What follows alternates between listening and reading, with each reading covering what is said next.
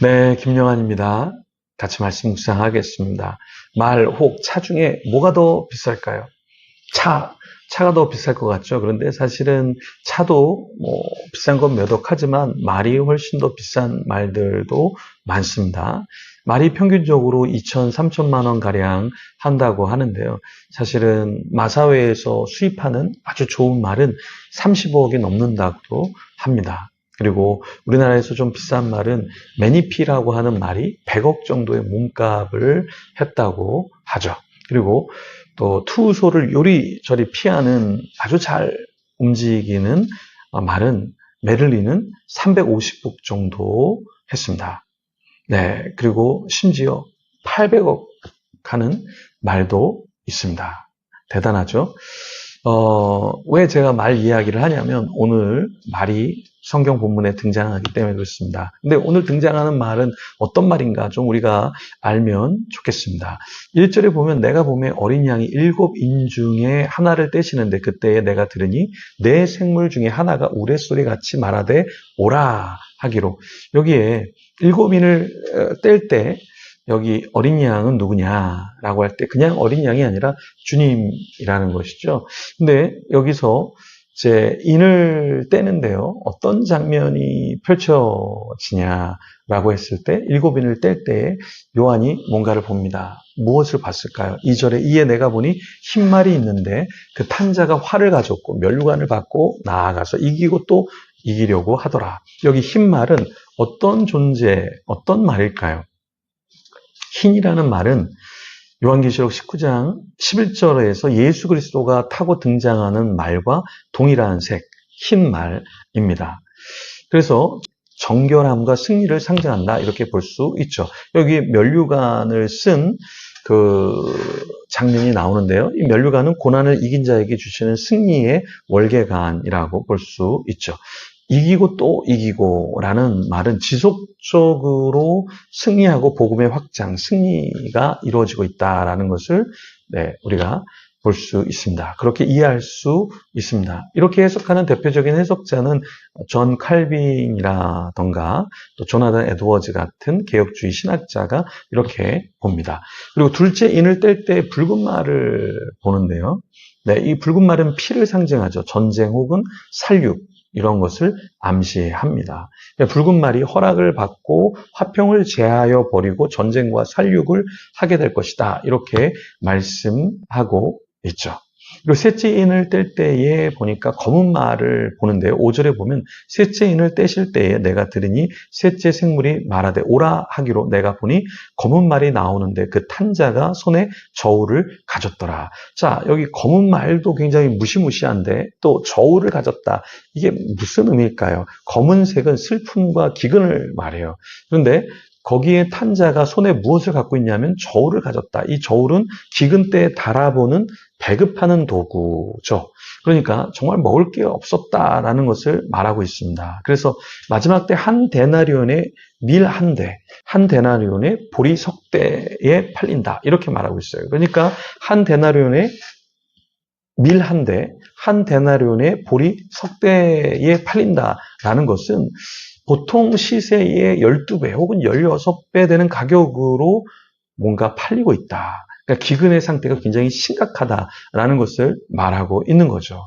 그런데 감람류와 포도주는 해하지 말라 이렇게 하셨다고 말하는데요. 기근 때에 왜 감람류와 포도주는 왜 하나님께서 건들지 말라 이렇게 말씀을 하셨을까요? 감람류는 어디에 사용될까요? 식용으로도 사용되지만 화장용으로도 미용에도 사용이 되고요. 등불에 기름을 대용해서 사용되기도 합니다. 성경은 감람류 기름을 바른 뒤에 치료를 위해 기도하라 이렇게 말씀하고도 있고요. 그러니까 이것은 무엇이냐면 정말 먹을 것은 없지만 하나님이 완전히 모든 걸 다 끊어버린 것이 아니라 좀 필요한 것, 치유에 필요한 것, 먹고 바르는데 사용할 수 있는 것을 남겨놓으셨다라는 것이죠. 넷째 인을 뗄 때는 청황색 말인데요. 이 청황색 말은 어떠한 것을 상징할까요? 청황생은 전쟁과 기근을 암시하는데 역시 그 탄자의 이름이 사망이다. 이렇게 말씀하고 있습니다. 얼마나 무시무시합니까? 그러니까 이 말세에 굉장히 흉년이 들고 사망이 있고 땅의 짐승들로서 죽는다. 네, 이것을 말씀하고 있는 것이죠.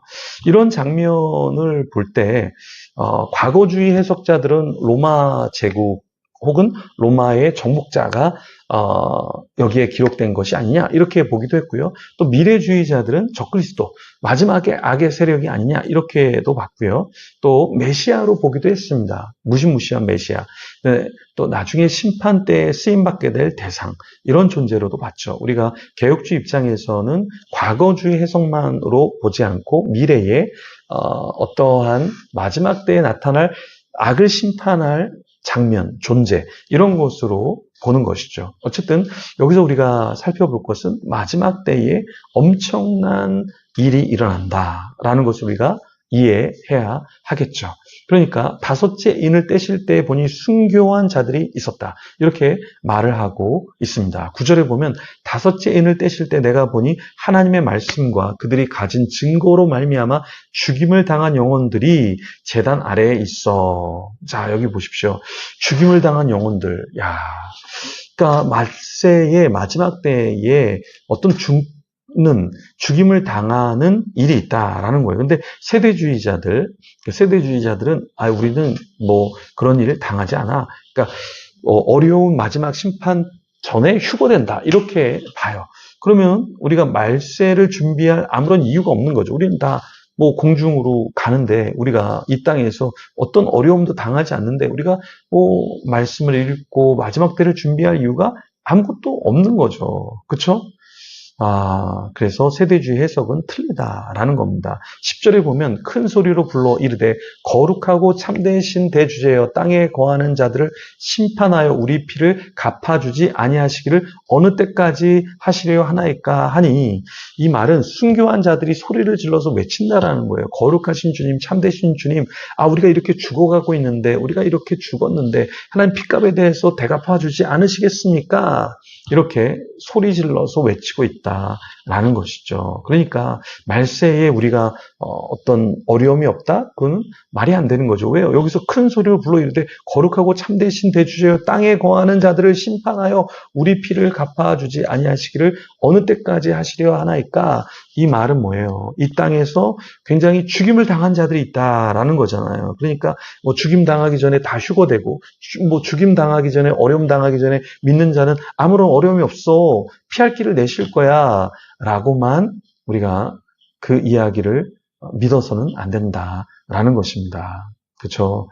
그런데 주님께서는 야, 너네 이런 것들을 좀 당할 수 있어. 근데 참아야 돼. 그러면 내가 너희들에게 상급을 줄 거야. 이렇게 말씀하시는 거예요. 그래서 11절에 보면 각각 그들에게 흰 두루마리를 주시며 이르시되 아직 잠시 동안 쉬고 그들의 동무, 종들과 형제들도 자기처럼 죽임을 당하여 그 수가 차기까지 하라 하시더라. 주님은 좀만 더 기다려. 그 수가 찰 때까지 조금만 더 참아줘. 이렇게 말씀하신다라는 거예요. 근데 그냥 참으라고만 말씀하시지 않고 흰 두루마기를 주신다라는 거예요.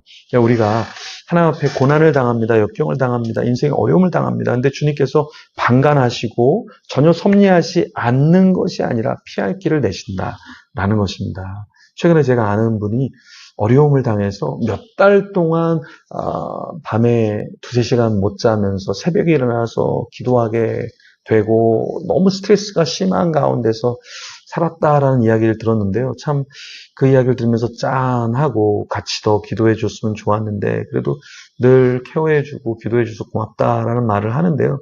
참 안타깝더라고요. 그런데 너무나 감사한 것은 하나님께서 완전히 전환하는 상황을 열어주셨다라는 거예요. 우리도 어떤 어려움이 여러분에게 있는지는 모르겠습니다. 그렇지만 이 시간 같이 기도할 때 하나님이 역전해 주시고 상황을 전환시켜 주실 줄 믿습니다. 어떠한 질병, 어떠한 재정적인 것, 관계적인 것, 영적인, 내적인, 심적인 어떤 문제가 있더라도 같이 기도하는 가운데 회복되는 여러분이 되기를 소망합니다. 그런 자 되도록 같이 기도하며 주님 앞에 나가겠습니다.